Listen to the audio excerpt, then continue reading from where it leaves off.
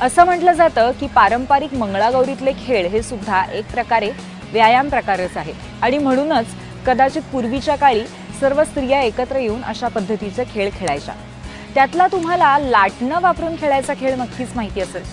अर्थात आता असा खेळ आपल्या घरी खेळता येणं काही शक्य नाही, पण लाटणं वापरून आपण पोळ्या करतो की नाही, मग ह्या पोळ्या करताना आपण नक्कीच एक्सरसाइजेस करू शकतो। ते कसे ते शीतल आपल्याला दाखवते।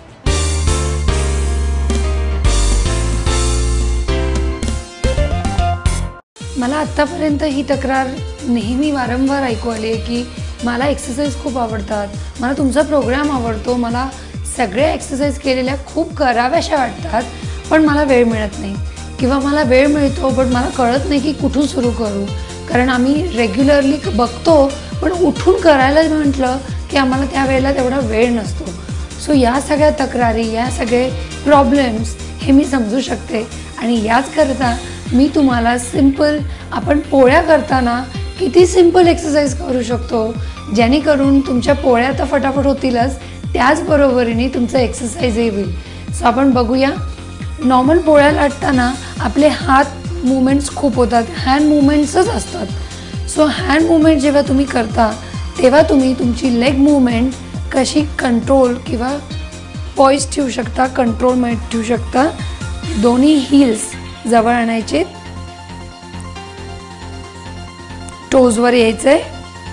सो आपण नॉर्मल पोळी करताना ही आपली पोझिशन असते हाताची आणि पायांची। सो याच्यामध्ये टोजवर यायचे, हील्सवर घ्यायचे आणि होल्ड ठेवून पोळी लाटायची आहे, ज्याच्यामध्ये तुमच्या लक्षात येईल की तुमचे काफ मसल्स, थाईज आणि हिप्स हे सगळे मसल ग्रुप तुमचे छान, तुम्हाला त्याचा ताण जाणवेल।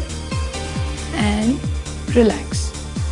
पोळी लाटल्यानंतर जेव्हा तुम्ही पोळी तव्यावर टाकताय त्याच्यामध्ये तुमची मूवमेंट तुम्ही ही करू शकता।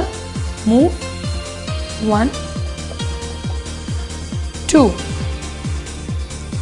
3 4 आणि परत होल्ड करायचे 1 2 3 and 4। रिलॅक्स।